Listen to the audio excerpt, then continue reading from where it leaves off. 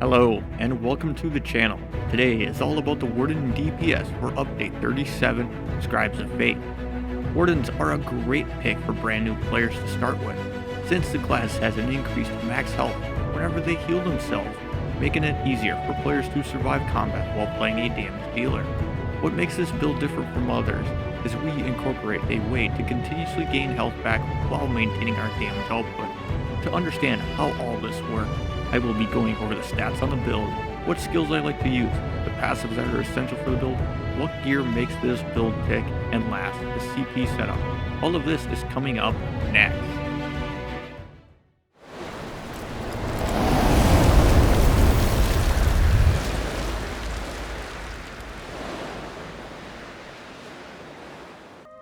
Let us dive into the build, starting off in our character sheet. First, we're going to buff our character up. So our character has a max magicka sitting at 13,000 with a max health of 20,400, max stamina sitting at 31,700 with a magicka recovery at 596, health recovery at 309, and stamina recovery at 2,100. Weapon damage on the build is at 5,000 with a weapon critical rating at 54.3% and physical penetration at 2,500. For attributes on the build, we have 64 points into stamina here. The reason for is because we are a stamina-based DPS. So the more points you have into stamina, the stronger your DPS is going to be. For the boons or Munda Stones that we have, we are running the Thief. This increases our weapon and spell critical rating by 2,100. This is probably the best Munda Stone for your bang for your buck. If you really want to, you can change for other ones, but I found in my testing that you will lack a little bit on your damage output a little bit, because you really want to try to aim for at least 50% critical chance. That way you can get as much damage output because you'll crit more often than not. Now over to skills on the build. Before we go into it, I just want to let everyone know that the way that I have my bar setup does not mean this is the way you need to have it. If you do not, let's say, like to have Bloodthirsty as your X for your spammable, you then can move it over to, let's say, left bumper, right bumper, B or Y, wherever kind of fits your playstyle a little bit. This is just the way I like to run it. So let's get into it. Our first ability is down into the dual wield skill line. It is the first ability to start with. Starts off as Flurry, we then morph it to Bloodthirsty. This is a channel time ability that will hit the target for 4 consecutive attacks that will deal some bleed damage, and this will actually end up healing us for 34% of the damage caused. So we'll actually end up keeping ourselves alive the more we actually stay active with this to keep our heals going. Next ability we have is still in the dual wield skill line. It is the second ability to unlock. Starts off as Twin Slashes, we then morph it to Blood Craze. This can reach up to 5 meters and last for 20 seconds. This will cause deep lacerations that will deal some bleed damage with each weapon and causing the target to bleed for an additional damage over the 20 seconds. The nice part about this is this will actually heal us for some health anytime this ability deals damage. So as it ticks, we're getting some health back. So now as we look at it, our first 2 abilities we have on this build are already giving us health back as we deal damage. So keep attacking, we're getting health back for surviving. Next skill we have is up into the Animal Companion skill line. It is the third ability to unlock. Starts off as Swarm, we then morph it to Growing Swarm. We can cast this up to 28 meters. This will last for 20 seconds, and when we release it on an enemy, it will cause them to bleed for some damage over 20 seconds. So yes, already we have a lot of bleed damage going on this build, and that's going to be kind of our main focus on this build, is dealing a lot of bleed.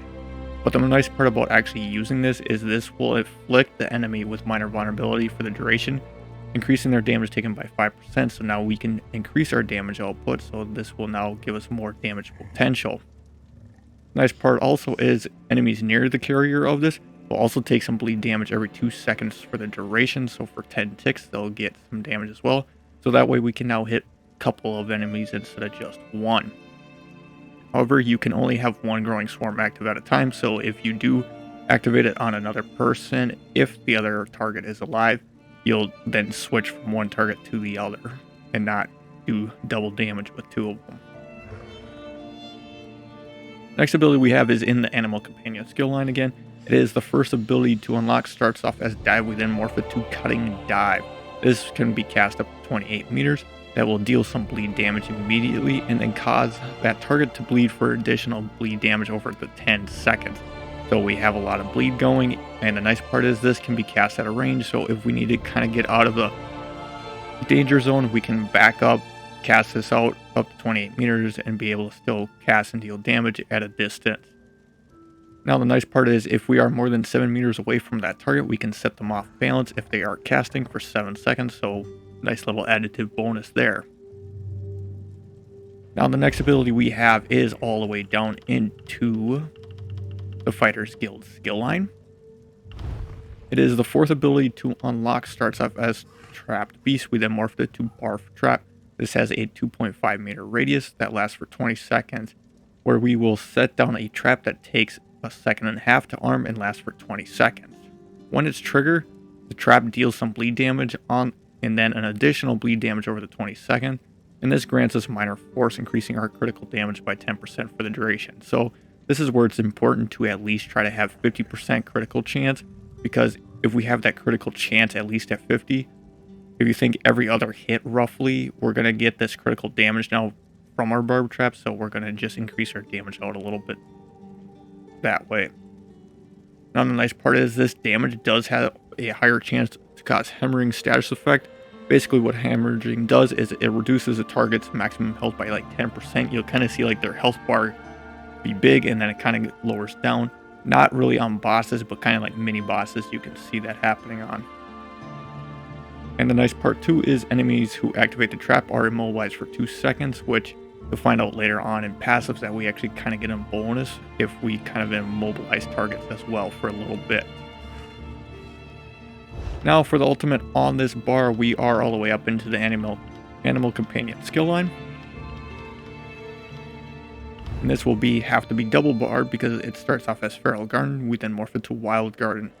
This Grizzly will swipe at an enemy, dealing bleed damage, and then sometimes it will swipe all enemies in front of it, dealing an additional bleed damage and stunning them for 2 seconds. So a lot of bleed going on in the build here, as I was saying before. And then once it's summoned, the Guardian's Savagery for 75 ultimate, we can then maul an enemy for additional bleed damage and deal 100% more damage to enemies below 25%. So kind of like an Execute Bear basically is what this is. And then the damage has a higher chance of applying the hemorrhaging status effect, so we have a lot of hemorrhaging going on in this build. You want to double bar this because if you don't double bar this, the bear will simply go away when you bar swap. Now over into on our back bar, starting with our first ability is all the way down into the two-handed skill line. It is the third ability to unlock, starts off as Cleave, we then morph it to Carve. This is a cone area, so pretty much think of like a triangle going out in front of you up to 6 meters. That this will deal some bleed damage to enemies in front of us and cause them to bleed for an additional damage over the 12-second duration. Now hitting a target that is already bleeding from this ability extends the duration by 10 seconds up to a maximum of 32 seconds. So basically if we use it and then within the 12-second duration we end up using it again, this will get extended up to 3 times basically in order to get up to 32 seconds basically is what it is. Now the nice part about this is this will also give us a damage shield that absorbs 6,000 damage for 6 seconds. So it's kind of a nice way to kind of buff ourselves up a little bit, negate some damage so we can kind of live a little bit easier. Next ability is in the two-handed skill line. It is the second ability to unlock, starts off as Critical Charge. We then morph it to Stampede. This is up to 22 meters. That has a 5 meter radius that lasts for 15 seconds. This will deal some physical damage to enemies in the area. And this attack is always a critical strike, so we will do some good amount of damage here. Now after reaching our target, we'll pretty much make the ground beneath them shudder basically, pretty much cause like lava spews to come out kind of thing. That will deal some physical damage to all enemies in the area every 1 second for 15 seconds. So just kind of nice little damage over time that we have in an area on multiple targets. Very good in ad pulls. Next ability we have is all the way down into the support skill line, or I should say the assault skill line. It is the first ability to unlock, starts off as Vigor. We then morph it to Resolving Vigor. This lasts for 5 seconds, that will heal us for a good chunk of health over the 5-second duration, which we'll really want this as another backup heal. So if we're not damaging all the time and we need to kind of back up and can't get damaged, but yeah, we're getting damage, this is kind of our saving grace of getting a heal going on. Now, after we cast this, we actually gain Minor Resolve, increasing our physical and spell resistance for 20 seconds, so it's kind of a nice little buff to have, just to negate some damage as well. We're not going to be as strong as a tank, but just a little negating of damage always is helpful.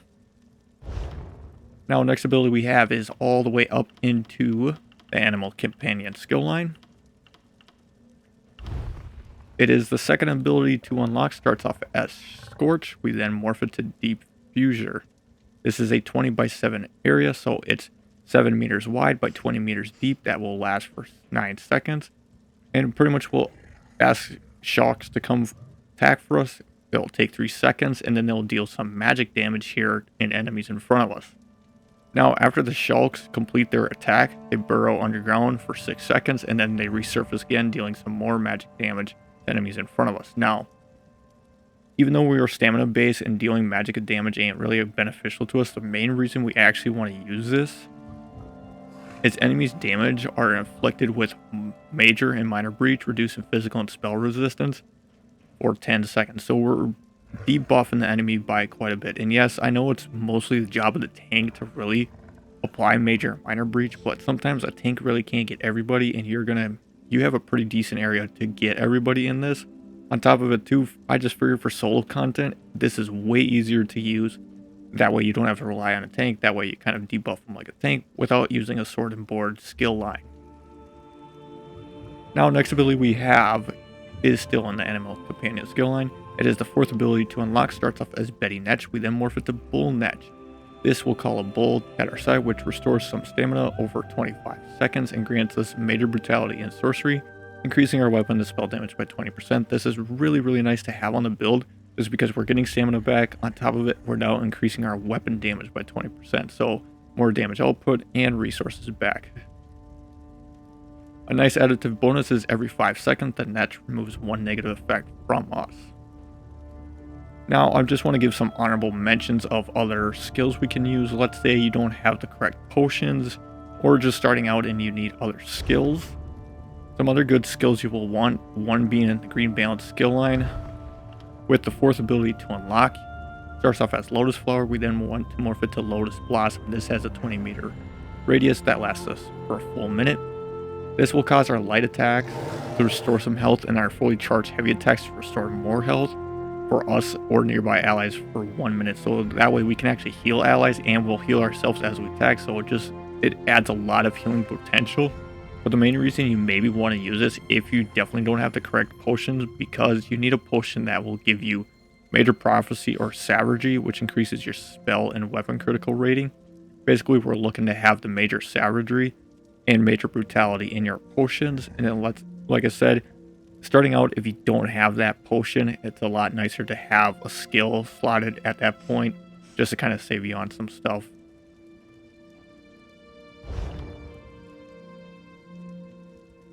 And again, for the ultimate on this bar, you will want Wild Guardian, just because this will give you a lot more bang for your buck.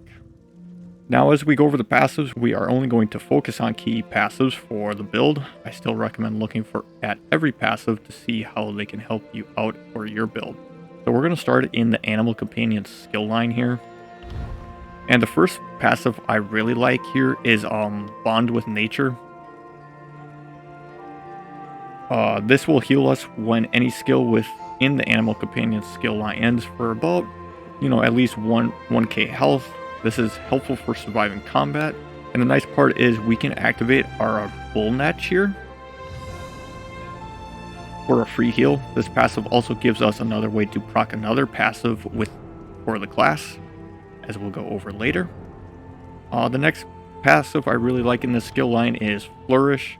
This gives us 12% increase to our Magicka and Stand recovery if any Animal Companion is slotted. This is a must-need passive for the build, as this can help sustain us in our rotation till we're able to use a synergy or popper potion for resources. And then the last passive here I have is the Advanced Species.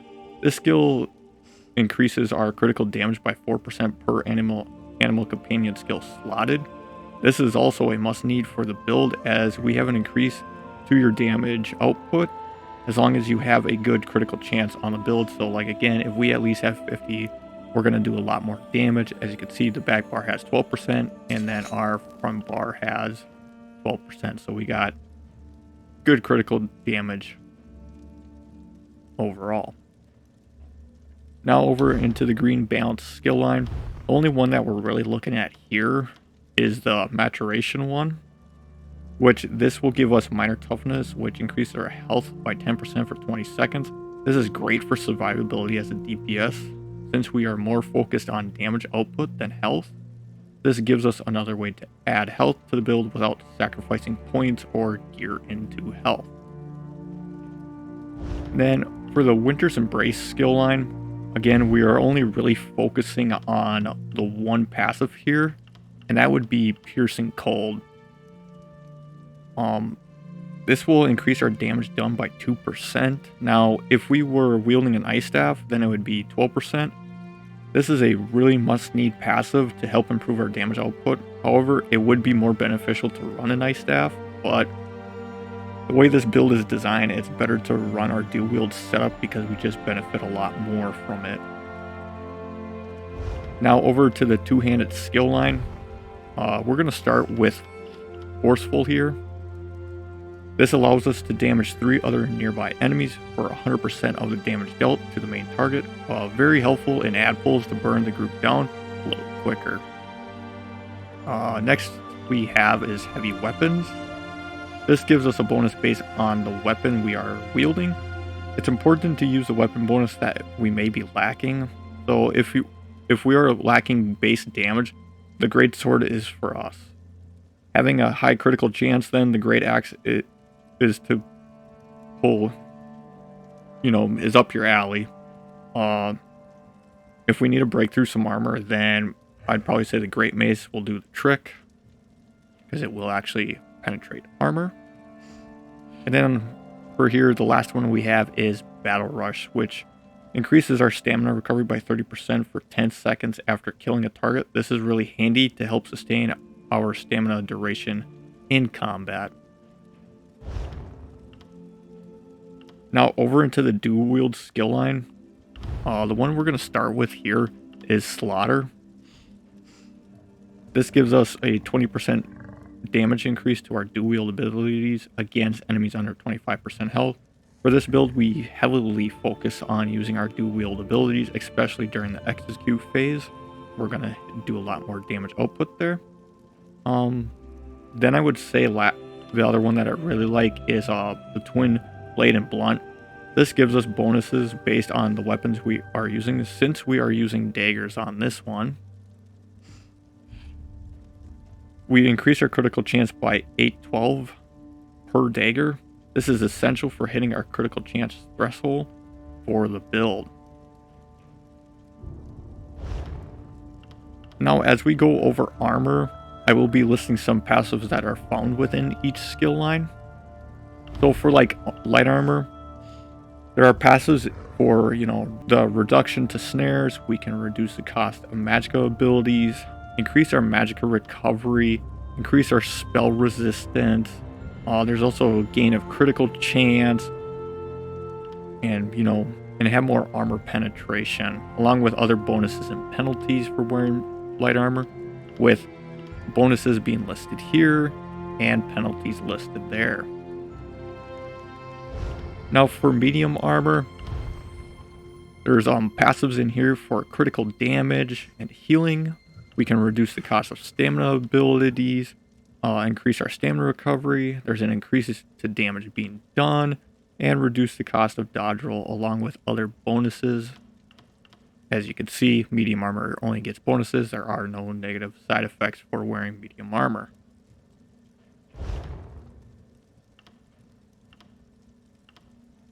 Now I want to kind of talk about soul magic as well. A good one to have is soul summon. This allows us to revive once every hour without spending a soul gem, so that way we can, keep our soul gems for like charging our weapons up and always keeping them fully charged so they can do what their enchantments are meant to do. I would say the fighter guilds have some good ones here. We'll probably want Slayer here. This will increase our weapon and spell damage by 3% for each fighter guild ability slotted. And we have 3% on the front bar. Back bar, we have nothing. For the Undaunted skill line, we'll want to get these ones. Because Undaunted command, when we activate a synergy, we restore 4% of our max health, stamina, and magicka. So this is a nice way to get resources back and keep us in the fight. And then for the Undaunted Metal, this increases our max health and stamina and magicka by 2% per type of armor worn. And since we're only wearing medium and light, we only get 4%, but it's better than nothing. So, or better than 2%, I should say.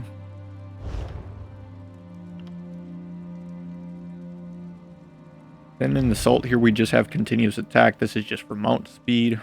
Just make sure we can increase our mount speed by 30% so we can get places a little bit quicker. Now for the race on the build, we are running a Wood Elf. Yes, there are way better races to probably run that will have probably a little bit better damage output. Your top ones would be the Dark Elf, you have the Khajiit, you have Orc, but pretty much any other race can work. I just like to run the Wood Elf because of the whole Warden playstyle. I just feel like Wood Elves kind of fit the Warden theme. And what the Wood Elves give you is Hunter's Eye. This increases our stealth detection radius by 3 meters, mostly for a PvP thing. We have an increased movement speed by 5% and our physical and spell penetration by 950, so we can penetrate that armor a little bit better to give us a little bit damage boost. Then you have Year Freeze Endurance, increasing our stamina covered by 258. It just allows us to keep up with our rotation a little bit longer because we have a little bit more sustaining us. Then we have Resistant Affliction. This increases our max stamina by 2000, which is really handy for more damage output, as we have more resources to keep casting damages. And then our Disease and Poison Resistance by 2300, so that way we can negate some of that stuff as well. For crafting, we want Alchemy. The one you want in here is Medicinal Use. When we use a potion, result effect lasts 30% longer is really must need, because at base, your potions only last 38 seconds with a cooldown of 45 seconds. Or I should say, your potions only last 36. So you have 9 seconds of downtime where you're not getting the benefits of your potion. So get Medicinal Use so you get the benefits of your potion for 100% of the time. Now for provisioning here, we will want to get Gourmet here. This adds 20 minutes to the duration of any eaten food. If we are running a drink, we will want Concierge to add 20 minutes to the duration of any consumed drink. Depending on what you're running, you actually probably want both. Depending if you can sustain yourself, you're going to need Gourmet for the food. And then if you can't really sustain yourself and need a little bit more health, then we're going to actually be running a brew. We're going to need Concierge. So this one you're really going to want to probably have both enabled. That way we can benefit from both. Now going over into the gear. We're going to start with the slottable items that we are running on the build. So what you could run for consumables on this one that are great options, like the top end option is the Artam Takeaway Broth, because this will increase your max health and health recovery, and also give you max stamina and stamina recovery for a good amount of time. So this will be the best bang for your buck. But if you can't afford that and really need, let's say, health to sustain your build, then you would want Dubious Cabinet Throne, because this will increase your stamina recovery, give you max stamina, and increase your max health. But if you're able to sustain yourself and not need the max health, and more kind of looking for like parse food, then you need the Lava Foot Soup and Salt Potato Rice, because this will just increase your max stamina by a lot more than what the purple or gold quality is, and it also gives you stamina recovery as well. Now for potions that we are using on the build, kind of depending on what you are running.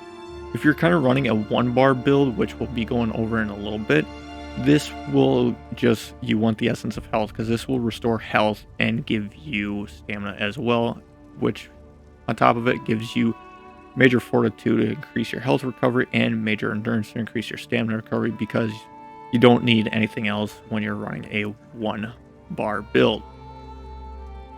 Now, if you're running kind of the way that I have this bar set up for a 2 bar build, then you'll kind of want the Essence of Weapon Power, because this will grant you Major Brutality, which, yes, I know we get that from our Bull and Etch, but we want to make sure it's cover, which will increase our weapon damage by 20%. You want Major Savagery, which will give you our critical rating, and then this will restore stamina and also give us Major Endurance to increase our stamina recovery by 30%. There is another option, and this is the crafted option if you're able to afford the Gold Coast Warrior Elixir. It's basically the same thing, just one is bought from a crown store, the other one you can craft.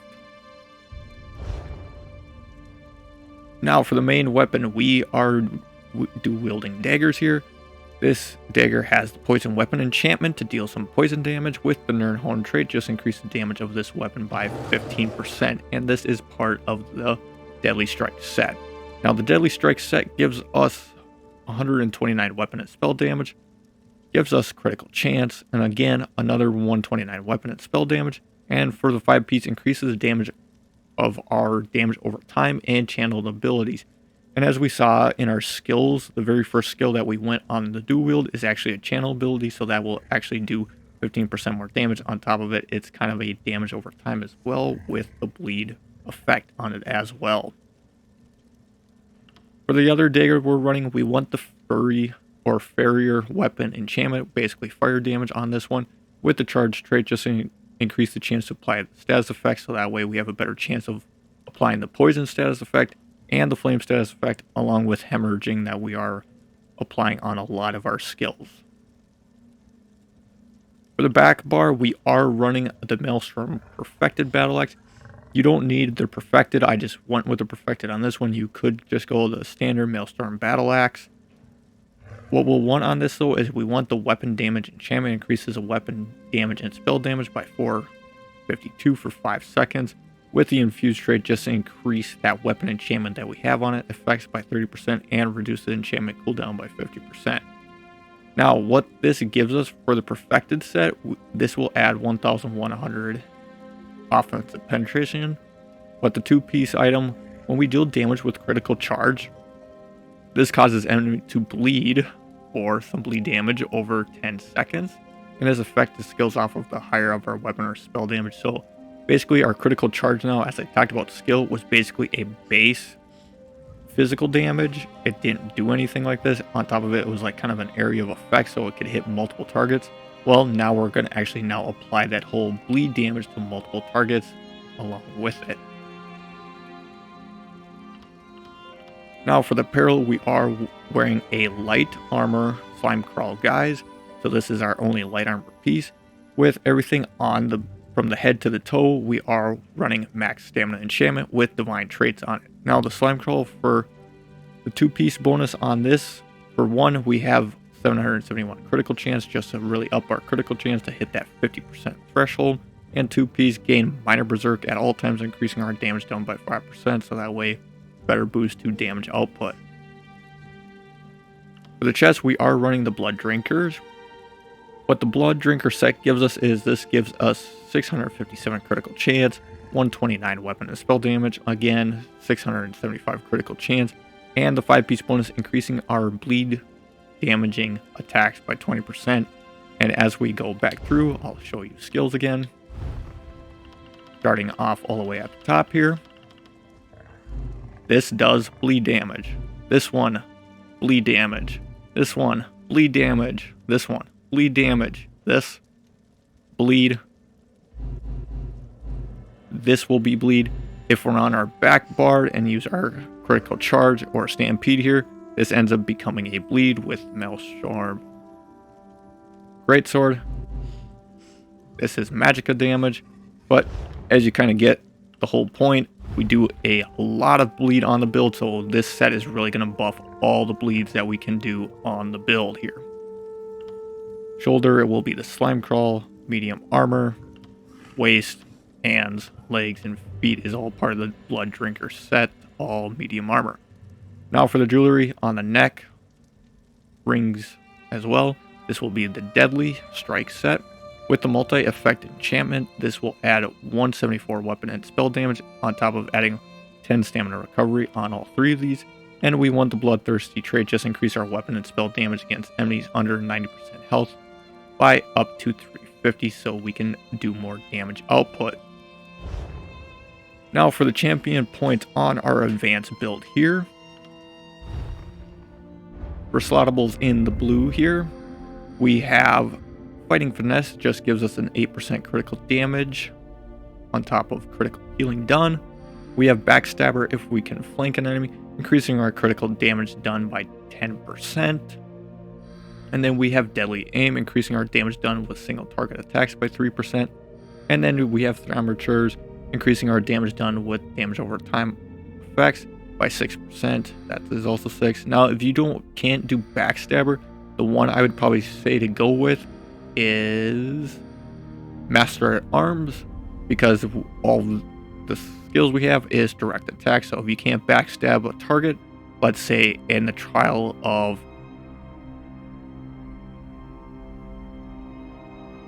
the one with the dragons, I can't think of it right now, but yes, the one with the dragons, you'll want Master Arms because you can't backstab the main dragons on that. Sunspire, there we go. It's Sunspire, everyone. Now over into the red tree, the ones that we have slotted here is you will want Boundless Vitality just to give yourself more health boost. You want Fortified just to give yourself an armor boost and negate some damage a little bit. And then you'll want Bloody Renewal to restore 1,500 stamina whenever you kill an enemy. And then you will want Bastion just to have a 15% effectiveness and damage done against people who have damage shields on them. And then over the green tree, the ones you'll want slotted here is you want Treasure Hunter for finding better qualities in treasure chests. You want Rationer for 30 more minutes on your food or drink. Liquid Efficiency, whenever we use a potion or poison, we have a 10% chance not to consume it, which is nice. And then when we want Steed's Blessing, just increase our movement speed by 20% outside of combat.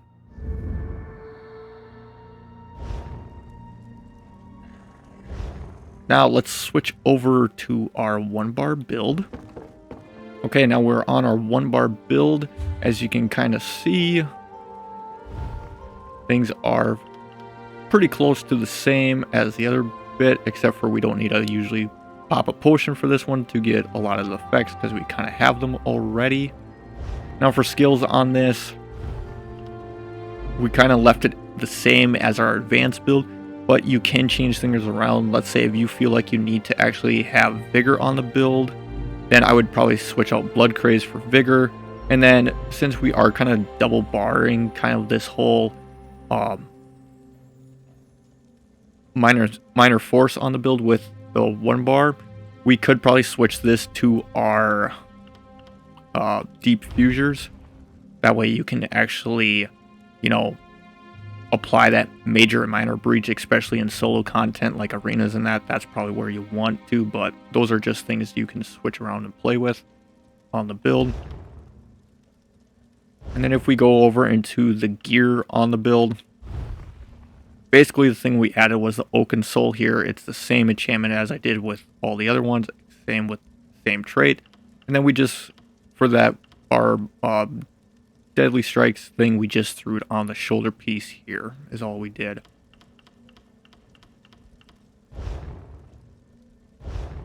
Now let's go over to our beginner build setup. Okay, now we're here on our beginner build. This will be at 300 CP. So definitely what we'll want to do for this build is you probably will want to use the essence of your essence of health, or especially your essence of weapon power here, just to make sure you're getting that major brutality, major sorcery. And if you are covering that with skills, then just essence of health. Food here, you'll definitely want the Dubious Cameron Throne, because you're definitely not going to have as much health as you would. So to definitely get it a little bit closer, we'll want that, because our character is going to look like something like this with max magic at 12,400 max health at 20,000, and then max stamina at 33,400. And then we can kind of increase everything. Again, we're gonna pop our potion here and just kind of show you.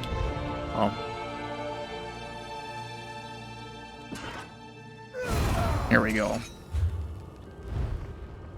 So max health goes to 22,500. Recovery, stamina recovery is at 1,800. Weapon damage 4,600. Weapon critical at 53%. So you're gonna do quite nice on this build. For skills wise, I'm just gonna kind of go over it quick. It's basically the same setup that I did on my advanced build, so you don't really got to change a whole lot. Now for the gear that I start with, the level 300 setup, we're going to do daggers again. With the Hunting Rage set, you want Poison Enchantment. Sharpened trait here, just increase your physical and spell penetration, because I'm figuring you're probably not going to have Nirnhone figured out, but if you do, then you'll probably want Nirnhone there instead. And then for the offhand, you want the Charge trait with Flame Damage ability. Now the Hunting Rage set, this gives you 657 critical chance, 1,000 max stamina, critical chance again, and then gives you 300 weapon and spell damage. We did do the Battle Axe of Hunting Rage with weapon enchantment to increase our weapon damage and spell damage by 452. The Infused trait to increase weapon enchantment effectiveness by 30% and reduce enchantment cooldown by 50%. And then the head here we went with, because I figured you probably maybe didn't get in dungeons. You probably haven't done veteran content for base level, because that's where Suncrawl is found. So we went with the Hat of the Hunting Rage. This will be our light piece. Everything else will be medium. Again, from head to toe, everything is max stamina, enchantment, divine traits. For the chest, we went the Briar Heart set. This gives you critical chance, max stamina, critical chance, and then when we deal critical damage, we increase our weapon and spell damage by 450 for 10 seconds. While this effect is active, your critical strikes heals for 266 health. This effect can occur once every 15 seconds, and the heal scales off the higher of your max magicka or stamina. So the higher stamina we have on the build, the stronger this is going to be. And I just thought that the Briarheart set, even though we have quite a bit of healing potential, that this will be kind of user friendly for you beginners out there, to just make sure you guys have enough health coming in that way you can kind of survive yourself a little bit. Now the shoulder will be from the Hunting Rage set. Waist, hands, legs, and feet will be the Briarheart. The neck here we went with the Hunting Rage set with the multi-effect enchantment, adds 174 weapon and spell damage with 10 stamina recovery with Bloodthirsty trait, just to increase our damage against enemies under 90% health up to 350. Now for the rings, we actually went with the Ring of Agility, which is the Agility set. Multi-effect enchantments with Bloodthirsty. Now the Agility set, for 2 pieces of it, since we're wearing the rings, this will just give us 1,000 max stamina, so this definitely kind of boosts our damage output a little bit and gives us a little bit more resources to play with. Now at 300 CP, this is kind of the way I set it up, starting in the blue tree. We want to make sure we get 10 points into stamina, 10 points into our critical chance, and then you maybe want to get into our Fighting Finesse here. I didn't assign it, but we're going to assign it. Ooh. Yeah. But yes, you'll want to assign that one. Or I shouldn't say we can assign it, because I need 5 more points to spend. And then we want to get into here, get Piercing. That way, that will allow us to get Thaumaturge and then Deadly Aim. Then over in the red tree, we did put 6 points into Boundless Vitality, just give us a little more health, Fortified for more armor protection. And basically, we really want to start getting into Bastion here, because this will increase the damage we do against shielded enemies, so it just gives us more damage output a little bit right off the bat for a low level. And then Bloody Renewal just gives us some stamina back when we fight. And then over in the green tree, pretty much what we got slotted is we want Treasure Hunter, just to make sure we get a lot better quality items, so that way we don't have to use so much resources right off the bat to get it up to purple or gold quality gear. Again, you can do a lot of this with just purple quality gear. And then we want Rationer just to give ourselves more time on our food, so that way we don't have to use resources. And then we just want Seize Blessing just to increase our movement speed by 2% outside of combat.